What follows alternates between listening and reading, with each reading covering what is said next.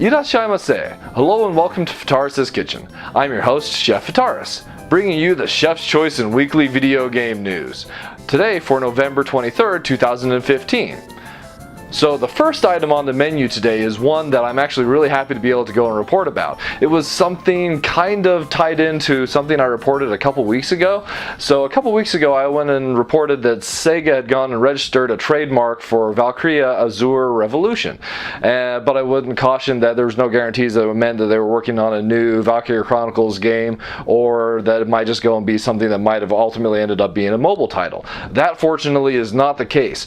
At the beginning of this week, Sega went and announced their upcoming title for the PlayStation 4, Valkyria Azure Revolution. So the title actually is the title of the game itself.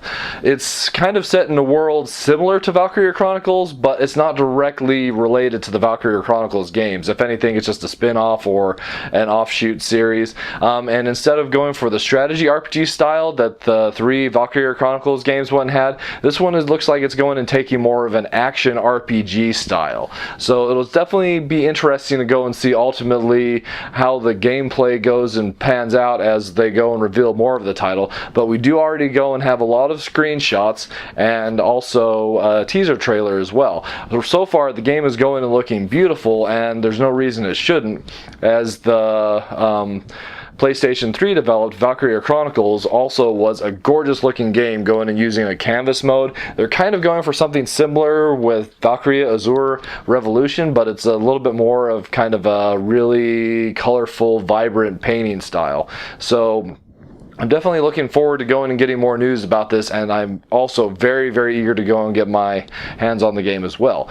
In addition to the announcement for Valkyria Azure Revolution, they also went and announced that they're going to go and be releasing a remastered edition of Valkyria Chronicles, the original one for the PlayStation 4, in 1080p as well as with some additional features. The remastered version is going to go and have all the DLC that was released for the original Valkyria Chronicles on disc, and that one's due out in February of 2016, and it's also going to go and include a demo for the upcoming Valkyria Azure Revolution, which isn't necessarily due till winter of 2016 is I believe when they're going in, or well, late 2016 is when they're going and targeting that one. But they're hoping to go and get fan feedback to go and develop the game from their release of the demo. So that's definitely something that's promising. It's almost tempting to go and import a copy of Valkyria Chronicles Remastered just so I can get my hands on the demo early, but I'll try and be patient. We'll see how well that goes and works out. Anyway, next item on our menu for today is... This has been rumored for a long time, as long as at least it came up at least a year and a half ago, that Sony was going and working on PlayStation 2 emulation for the PlayStation 4. Sadly, it's not PlayStation 3 backwards compatibility or anything awesome like that, but it definitely is something. So earlier this week, Sony went and confirmed that PlayStation 2 emulation is being worked on for the PlayStation 4, and there was a statement given to Wired, and here's the actual statement in quotes: "We are working on utilizing PlayStation 2 emulation to bring PlayStation 2 games forward to the current generation." End quote. And then they also went and added, "We have nothing further to comment at this point in time," which is a little bit disappointing. So part of the whole reason that this one came up is it was reported that the PlayStation 2 titles included in the Star Wars PlayStation 4 Star Wars Battlefront bundle were actually not going and programmed natively for the PlayStation 4, but were actually going and running on a PlayStation 2 emulator on the PlayStation 4. So that when prompted Sony to be asked about this, and that was the statement that they went and gave. So this is a really exciting development, as the PlayStation 2 has a huge, awesome library of titles. But one thing that wasn't stated, as they weren't willing to go and give any additional comments, is whether it'll go and be just a digital only style of emulation, or if it'll go and allow emulation from on disk as well. So definitely looking forward to more information of that. Maybe we'll go and actually get some in a couple weeks here when Sony goes and has their PlayStation experience in the beginning of December. Here's hoping.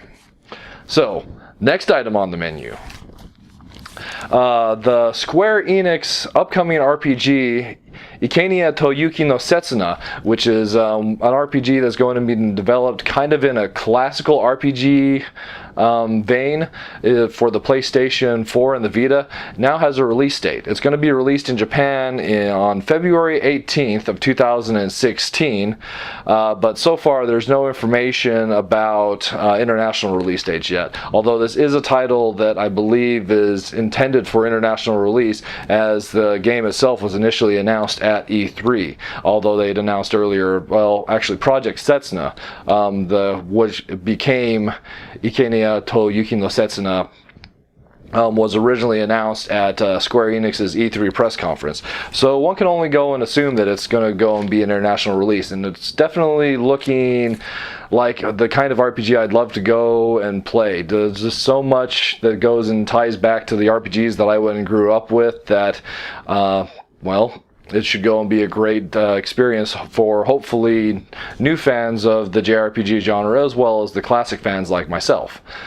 Okay, moving on to our last item on today's menu, I've got a couple localization announcements to go and note. So this one, the localization isn't new, but the platform is. So first off, Disgaea Hour of Darkness, originally released for the PlayStation 2 by Nipponichi Software America, is going to go and be seeing a Steam release planned in February of 2016. So this release is going to, of course, include the usual bells and whistles that you go and get for a Steam release, updated UI and controls, as well as Steam achievements and trading cards, all of that.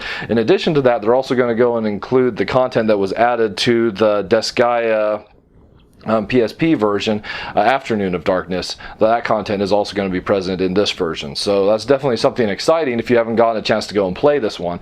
Although the Disgaea series are an acquired taste, there's a lot of fun to go and be had if you can go and get into those games itself. So hopefully this is the first of many, as there are 5 Disgaeas in total, and we'll go and see the rest of those ones ultimately make their way to Steam as well. In addition to that, other localization news from this week, Actil, the company that went and released Super Beat Sonic was it last week? I believe so. They also went and announced that they would go and be localizing the dungeon exploring RPG Gigant both in North America and Europe in spring of 2016. At this point in time, it's only going to go and be a digital only release. There are no plans for a physical release, but if there's enough fan demand, if you're interested in that, definitely go and let Actil know. And the last little piece of localization news I have from this week is Axis One confirmed that they're going to go and be localizing Guilty Gear Xrd Revelator in spring of 2016 alongside the Japanese release. So this one's not one that's necessarily surprising, but it's nice to go and have confirmation that it's going to go and be coming out along with the Japanese release of this updated version of the recent Guilty Gear Xrd, or however it's said. I'm probably going and butchering that one. Anyway, the Xrd sign.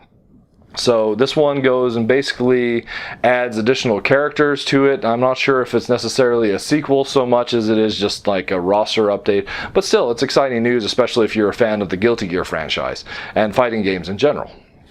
Alright, well, that goes and wraps up this week's news menu. So, as always, if you go and have news stories that you think I should go and be reporting about on my show, by all means, please leave those in the comments below. I would definitely be happy to go and take a look about them and go and add them to next week's news if I can. In addition to that, if you have any other comments about my news program, please let me know them. I'd love to go and hear from you. Thank you so much for coming out and joining me today for the weekly gaming news, and I hope to go and see you again next week.